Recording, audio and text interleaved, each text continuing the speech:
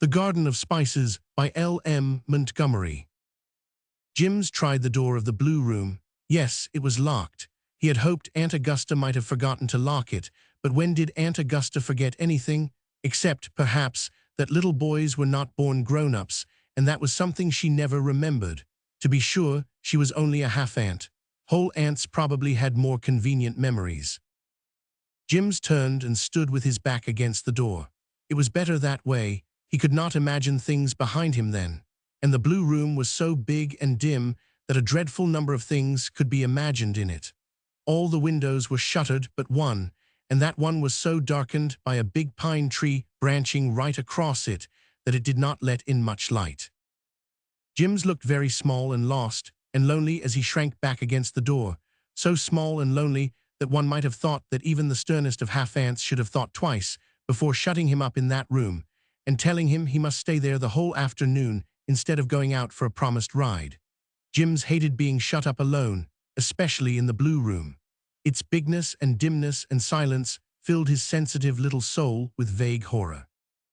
Sometimes he became almost sick with fear in it. To do Aunt Augusta justice, she never suspected this.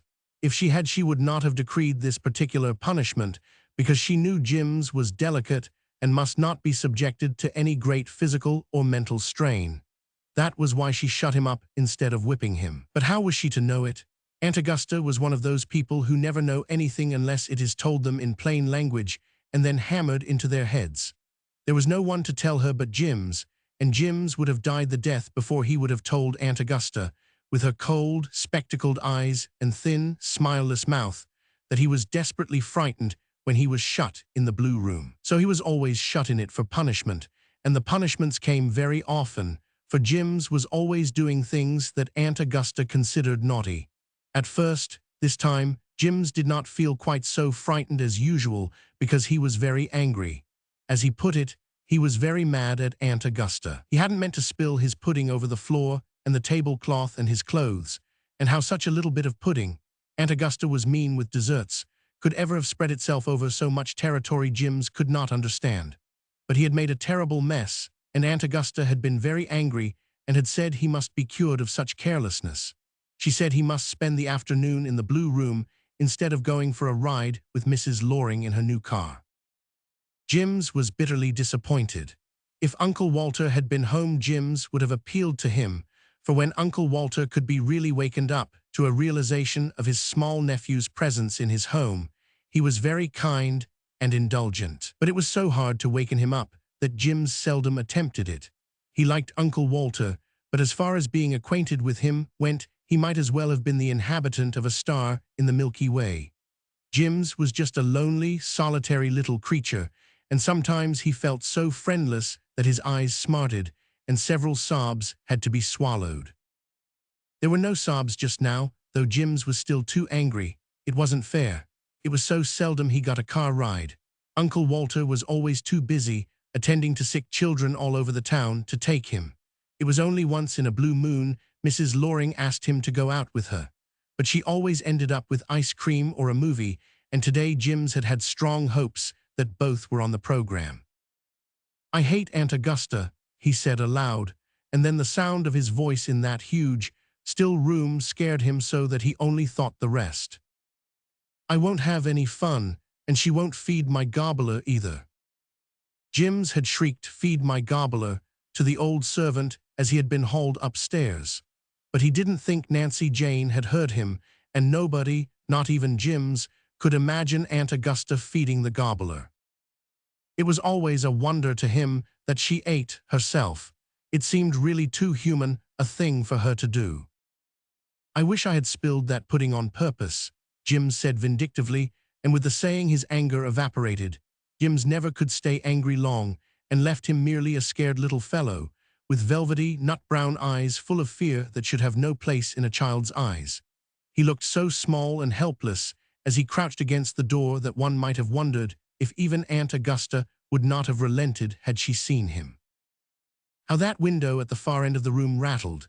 It sounded terribly as if somebody or something were trying to get in.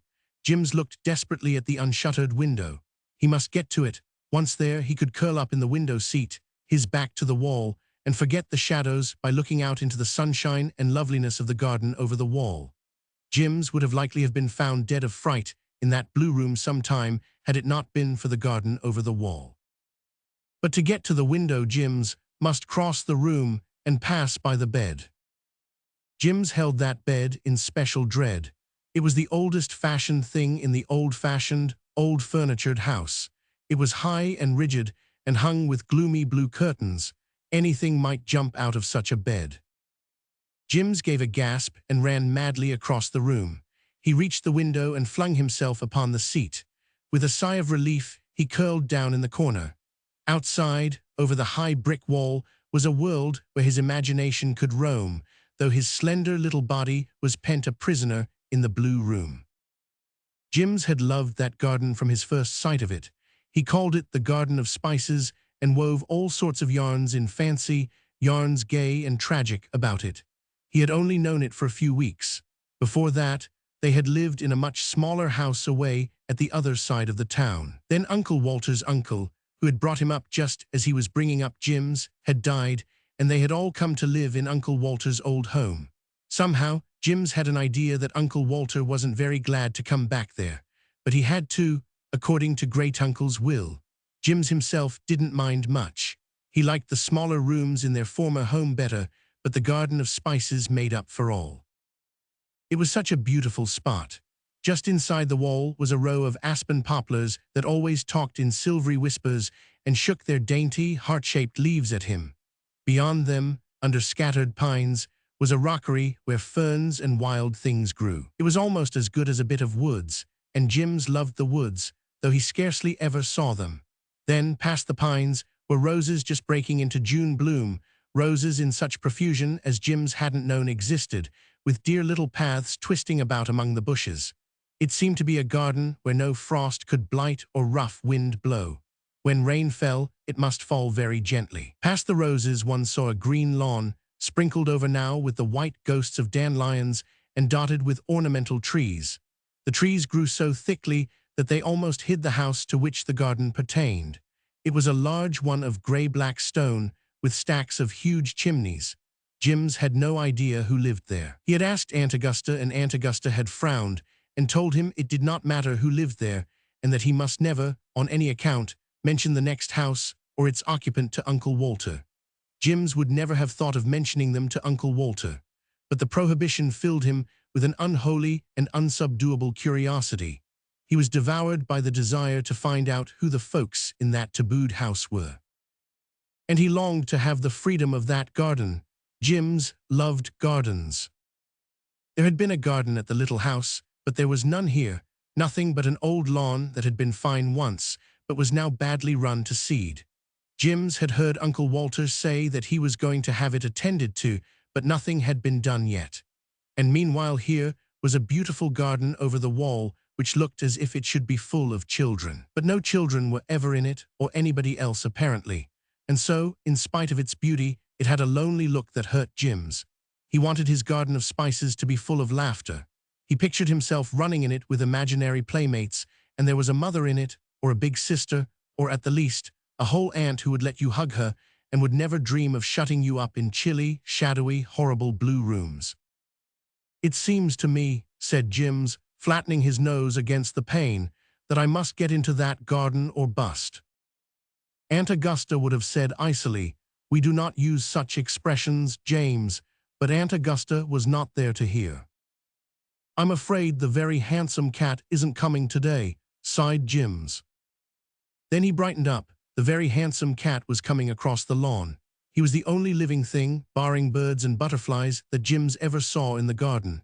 Jims worshipped that cat. He was jet black, with white paws and dicky, and he had as much dignity as 10 cats. Jim's fingers tingled to stroke him. Jims had never been allowed to have even a kitten because Aunt Augusta had a horror of cats, and you cannot stroke gobblers. The very handsome cat came through the rose garden paths on his beautiful paws, ambled daintily around the rockery, and sat down in a shady spot under a pine tree, right where Jims could see him, through a gap in the little poplars. He looked straight up at Jims and winked. At least Jims always believed and declared he did, and that wink said, or seemed to say plainly, "Be a sport, come down here and play with me, a fig for your Aunt Augusta." A wild, daring, absurd idea flashed into Jim's brain. Could he? He could, he would. He knew it would be easy. He had thought it all out many times, although until now he had never dreamed of really doing it. To unhook the window and swing it open, to step out on the pine bough, and from it to another that hung over the wall and dropped nearly to the ground, to spring from it to the velvet sward under the poplars. Why, it was all the work of a minute. With a careful, repressed whoop, Jims ran towards the very handsome cat. The cat rose and retreated in deliberate haste. Jims ran after him. The cat dodged through the rose paths and eluded Jim's eager hands, just keeping tantalizingly out of reach. Jims had forgotten everything except that he must catch the cat. He was full of a fearful joy, with an elfin delight running through it.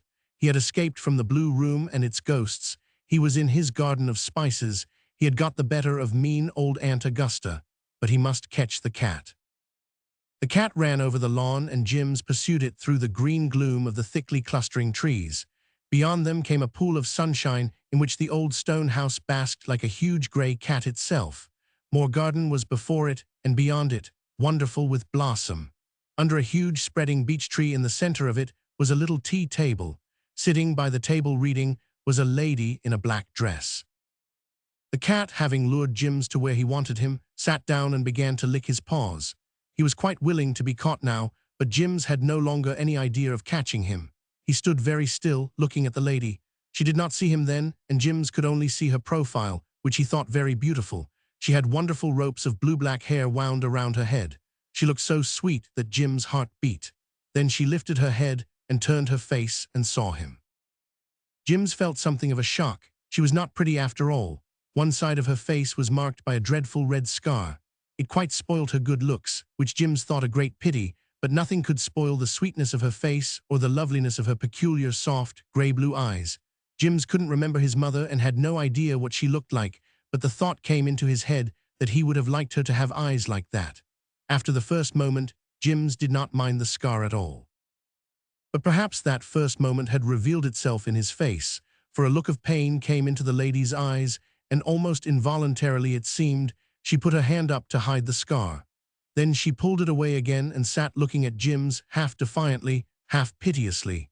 Jims thought she must be angry because he had chased her cat. "I beg your pardon," he said gravely. "I didn't mean to hurt your cat. I just wanted to play with him. He is such a very handsome cat." "But where did you come from?" said the lady. "It is so long since I saw a child in this garden," she added, as if to herself. Her voice was as sweet as her face. Jims thought he was mistaken in thinking her angry and plucked-up heart of grace. Shyness was no fault of Jims. "I came from the house over the wall," he said. "My name is James Brander Churchill. Aunt Augusta shut me up in the blue room because I spilled my pudding at dinner. I hate to be shut up. And I was to have had a ride this afternoon, and ice cream, and maybe a movie. So I was mad. And when your very handsome cat came and looked at me, I just got out and climbed down." He looked straight at her and smiled. Jims had a very dear little smile. It seemed a pity there was no mother alive to revel in it. The lady smiled back. "I think you did right," she said. "You wouldn't shut a little boy up if you had one, would you?" said Jims. "No, no, dear heart, I wouldn't," said the lady. She said it as if something hurt her horribly. She smiled again gallantly. "Will you come here and sit down?" she added, pulling a chair out from the table. "Thank you, I'd rather sit here," said Jims, plumping down on the grass at her feet. "Then maybe your cat will come to me." The cat came over promptly and rubbed his head against Jim's knee. Jims stroked him delightedly. How lovely his soft fur felt, and his round velvety head. "I like cats," explained Jims, "and I have nothing but a gobbler. This is such a very handsome cat. What is his name, please?" "Black Prince, he loves me," said the lady. "He always comes to my bed in the morning and wakes me by patting my face with his paw. He doesn't mind my being ugly." She spoke with a bitterness Jims couldn't understand. "But you are not ugly," he said. "Oh, I am ugly," she cried. "Just look at me, right at me. Doesn't it hurt you to look at me?" Jims looked at her gravely and dispassionately. "No, it doesn't," he said. "Not a bit," he added, after some further exploration of his consciousness. Suddenly, the lady laughed beautifully. A faint, rosy flush came into her unscarred cheek. "James, I believe you mean it." "Of course I mean it, and if you don't mind, please call me Jims." "Nobody calls me James but Aunt Augusta. She isn't my whole aunt. She is just Uncle Walter's half-sister. He is my whole uncle."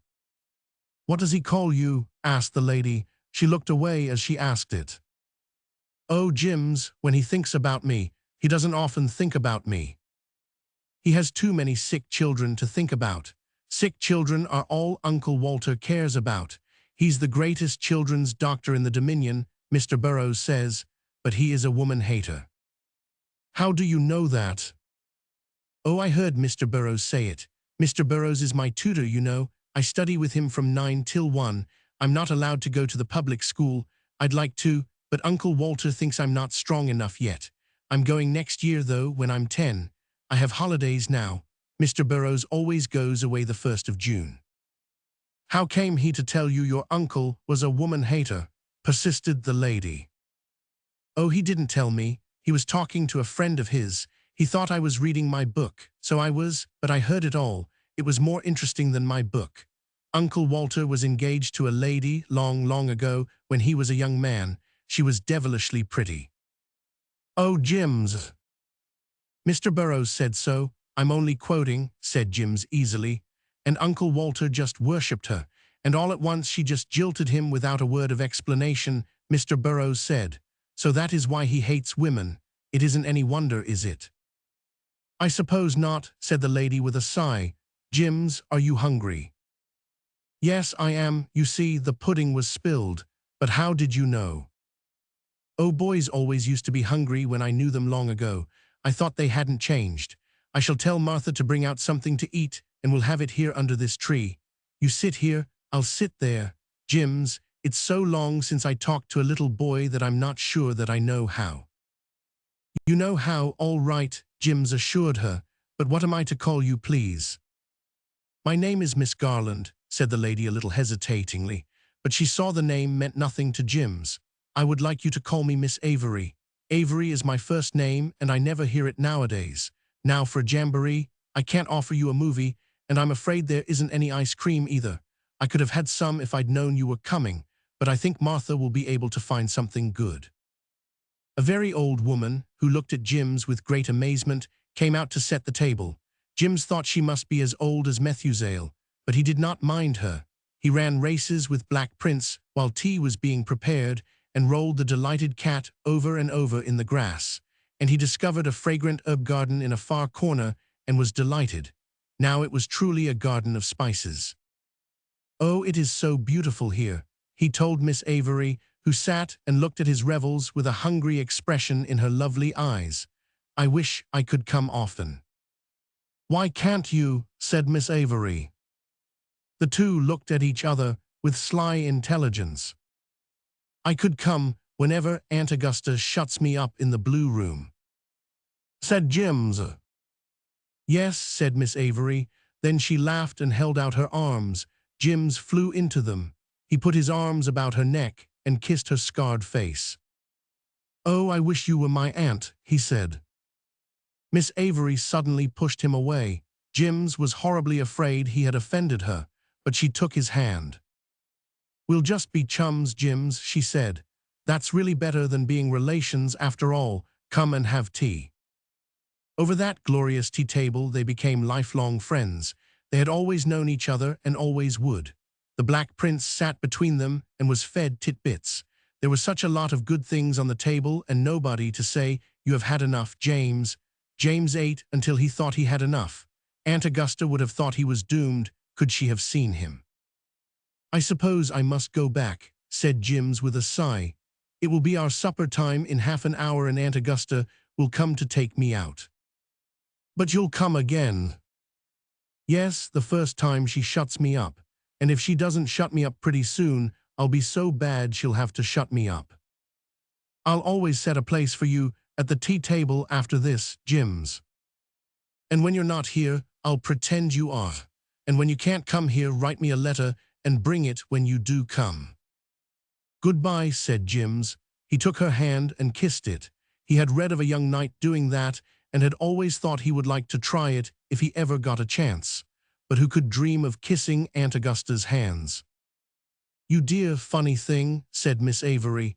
Have you thought of how you are to get back? Can you reach that pine bough from the ground? Maybe I can jump, said Jims dubiously.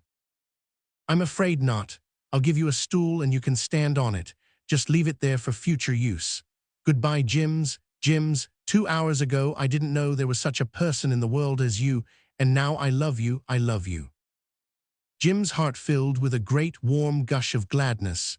He had always wanted to be loved, and no living creature, he felt sure, loved him except his gobbler, and a gobbler's love is not very satisfying, though it is better than nothing. He was blissfully happy as he carried his stool across the lawn. He climbed his pine and went in at the window and curled up on the seat in a maze of delight. The blue room was more shadowy than ever, but that did not matter. Over in the Garden of Spices was friendship and laughter and romance galore. The whole world was transformed for Jims.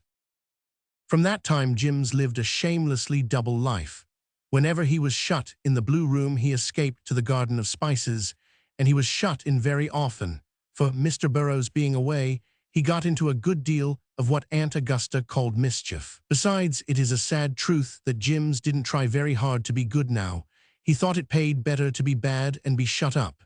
To be sure, there was always a fly in the ointment. He was haunted by a vague fear that Aunt Augusta might relent and come to the blue room before supper time to let him out. And then the fat would be in the fire, said Jims.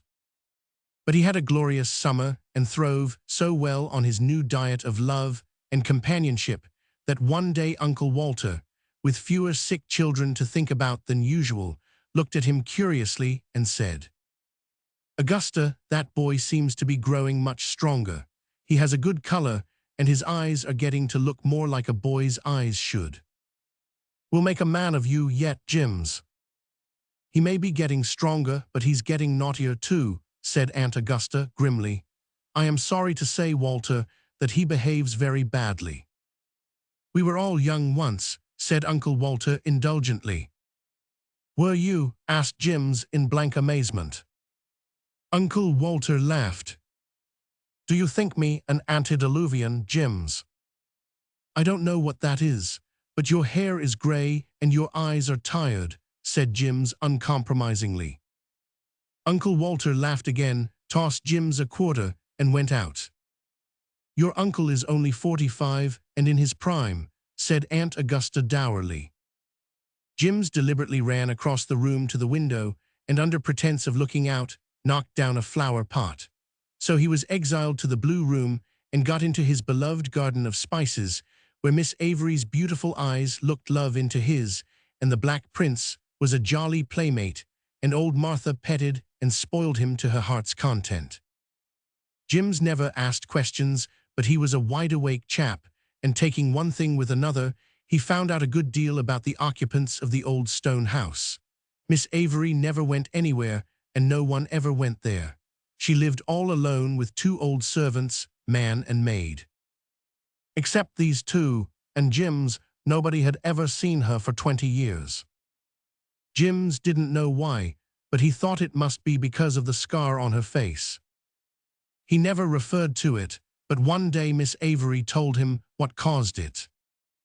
I dropped a lamp, and my dress caught fire and burned my face, Jims. It made me hideous. I was beautiful before that, very beautiful. Everybody said so. Come in, and I will show you my picture.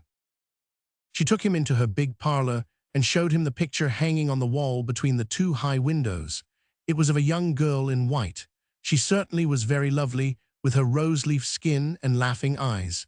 Jims looked at the pictured face gravely, with his hands in his pockets and his head on one side. Then he looked at Miss Avery. You were prettier then, yes, he said judicially, but I like your face ever so much better now. "Oh, Jims, you can't," she protested. "Yes, I do," persisted Jims. "You look kinder and nicer now." It was the nearest Jims could get to expressing what he felt as he looked at the picture. The young girl was beautiful, but her face was a little hard. There was pride and vanity, and something of the insolence of great beauty in it. There was nothing of that in Miss Avery's face now, nothing but sweetness and tenderness, and a motherly yearning to which every fiber of Jim's small being responded. How they loved each other, those two, and how they understood each other. To love is easy and therefore common, but to understand how rare that is. And oh, such good times as they had. They made taffy. Jims had always longed to make taffy, but Aunt Augusta's immaculate kitchen and saucepans might not be so desecrated. They read fairy tales together. Mr. Burroughs had disapproved of fairy tales. They blew soap bubbles out on the lawn and let them float away over the garden and the orchard like fairy balloons. They had glorious afternoon teas under the beech tree. They made ice cream themselves. Jims even slid down the banisters when he wanted to, and he could try out a slang word or two occasionally without anybody dying of horror. Miss Avery did not seem to mind it a bit. At first, Miss Avery always wore dark, somber dresses, but one day Jims found her in a pretty gown of pale primrose silk. It was very old and old-fashioned, but Jims did not know that. He capered round her in delight. "You like me better in this?" she asked wistfully. "I like you just as well, no matter what you wear," said Jims, "but that dress is awfully pretty." "Would you like me to wear bright colors, Jims?" "You bet I would," said Jims emphatically. After that she always wore them, pink and primrose and blue and white, and she let Jims wreath flowers in her splendid hair. He had quite a knack of it. She never wore any jewelry except, always, a little gold ring with a design of two clasped hands. "A friend gave that to me long ago when we were boy and girl together at school," she told Jims once. "I never take it off, night or day. When I die it is to be buried with me." "You mustn't die till I do," said Jims in dismay. "Oh, Jims, if we could only live together nothing else would matter," she said hungrily. "Jims, Jims, I see so little of you really, and someday soon you'll be going to school, and I'll lose you." "I've got to think of some way to prevent it," cried Jims. "I won't have it, I won't." But his heart sank, notwithstanding. One day Jims slipped from the blue room, down the pine, and across the lawn with a tear-stained face. "Aunt Augusta is going to kill my gobbler," he sobbed in Miss Avery's arms. "She says she isn't going to bother with him any longer, and he's getting old, and he's to be killed. And that gobbler is the only friend I have in the world except you. Oh, I can't stand it, Miss Avery." Next day Aunt Augusta told him the gobbler had been sold and taken away, and Jims flew into a passion of tears and protest about it and was promptly incarcerated in the blue room. A few minutes later, a sobbing boy plunged through the trees and stopped abruptly. Miss Avery was reading under the beech, and the Black Prince was snoozing on her knee, and a big, magnificent, bronze turkey was parading about on the lawn, twisting his huge fan of a tail this way and that. "My gobbler!" cried Jims. "Yes, Martha went to your uncle's house and bought him. Oh, she didn't betray you. She told Nancy Jane she wanted a gobbler, and having seen one over there, thought perhaps she could get him. See, here's your pet, Jims, and here he shall live till he dies of old age. And I have something else for you. Edward and Martha went across the river yesterday to the Murray Kennels and got it for you." "Not a dog!" exclaimed Jims. "Yes, a dear little bull pup. He shall be your very own, Jims, and I only stipulate that you reconcile the Black Prince to him." It was something of a task, but Jims succeeded. Then followed a month of perfect happiness. At least 3 afternoons a week they contrived to be together. It was all too good to be true, Jims felt. Something would happen soon to spoil it. Just suppose Aunt Augusta grew tender-hearted and ceased to punish. Or suppose she suddenly discovered that he was growing too big to be shut up. Jims began to stint himself in eating lest he grew too fast. And then Aunt Augusta worried about his loss of appetite and suggested to Uncle Walter that he should be sent to the country till the hot weather was over. Jims didn't want to go to the country now because his heart was elsewhere. He must eat again if he grew like a weed. It was all very harassing. Uncle Walter looked at him keenly. It seems to me you're looking pretty fit, Jims. Do you want to go to the country? No, please. Are you happy, Jims? Sometimes. A boy should be happy all the time, Jims. If I had a mother and someone to play with, I would be. I have tried to be a mother to you, Jims, said Aunt Augusta in an offended tone. Then she addressed Uncle Walter. A younger woman would probably understand him better, and I feel that the care of this big place is too much for me. I would prefer to go to my own old home. If you had married long ago, as you should, Walter, James would have had a mother and some cousins to play with. I have always been of this opinion. Uncle Walter frowned and got up. Just because one woman played you false is no good reason for spoiling your life, went on Aunt Augusta severely. I have kept silence all these years, but now I am going to speak, and speak plainly. You should marry Walter. You are young enough yet, and you owe it to your name. Listen, Augusta, said Uncle Walter sternly. I loved a woman once. I believed she loved me. She sent me back my ring one day, and with it a message saying she had ceased to care for me and bidding me never to try to look upon her face again. Well, I have obeyed her, that is all. There was something strange about all that, Walter. The life she has since led proves that, so you should not let it embitter you against all women. I haven't. It's nonsense to say I'm a woman-hater, Augusta, but that experience has robbed me of the power to care for another woman. Well, this isn't a proper conversation for a child to hear, said Aunt Augusta, recollecting herself. Jims, go out. Jims would have given one of his ears to stay and listen with the other, but he went obediently. And then, the very next day, the dreaded something happened. It was the 1st of August and very, very hot. Jims was late coming to dinner, and Aunt Augusta reproved him, and Jims, deliberately and with malice aforethought, told her he thought she was a nasty old woman. He had never been saucy to Aunt Augusta before, but it was 3 days since he had seen Miss Avery and the Black Prince and Nip, and he was desperate. Aunt Augusta crimsoned with anger and doomed Jims to an afternoon in the blue room for impertinence. And I shall tell your uncle when he comes home, she added. That rankled, for Jims didn't want Uncle Walter to think him impertinent, but he forgot all his worries as he scampered through the garden of spices to the beech tree, and there Jims stopped as if he had been shot.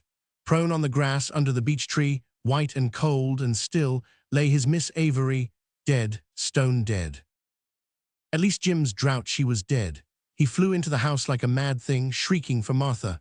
Nobody answered. Jims recollected, with a rush of sickening dread, that Miss Avery had told him Martha and Edward were going away that day to visit a sister. He rushed blindly across the lawn again, through the little side gate he had never passed before, and down the street home. Uncle Walter was just opening the door of his car. Uncle Walter, come, come, sobbed Jims, clutching frantically at his hand. Miss Avery's dead, dead, oh, come quick. Who is dead?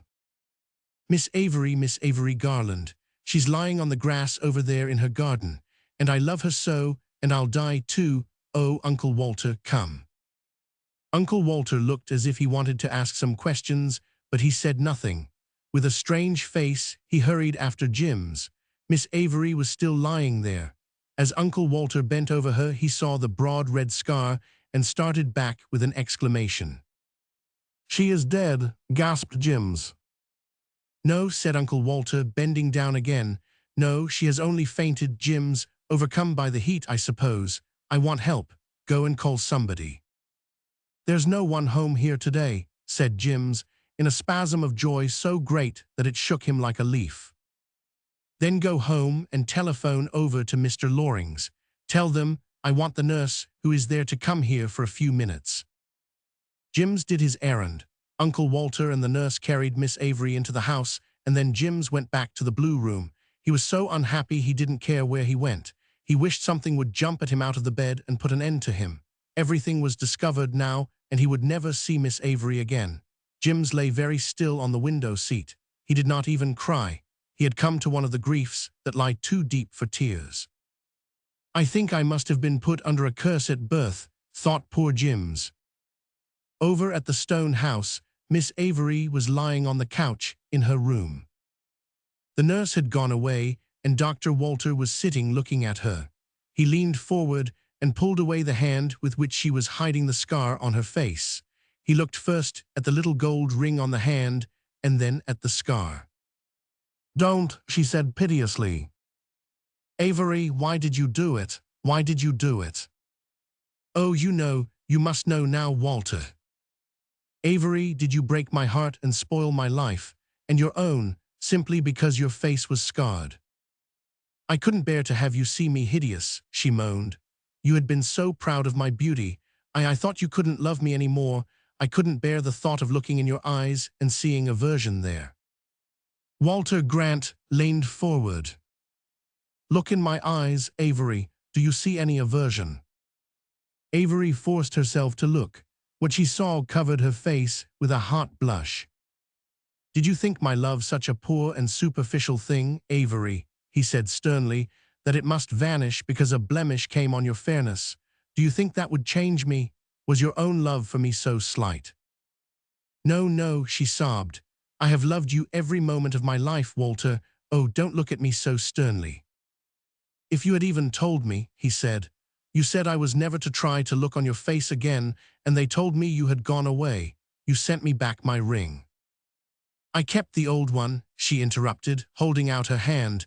"The first one you ever gave me. Do you remember, Walter, when we were boy and girl? You robbed me of all that made life worthwhile, Avery. Do you wonder that I've been a bitter man?" I was wrong," she sobbed. "I should have believed in you, but don't you think I've paid too? Forgive me, Walter, it's too late to atone, but forgive me." "Is it too late?" he asked gravely. She pointed to the scar.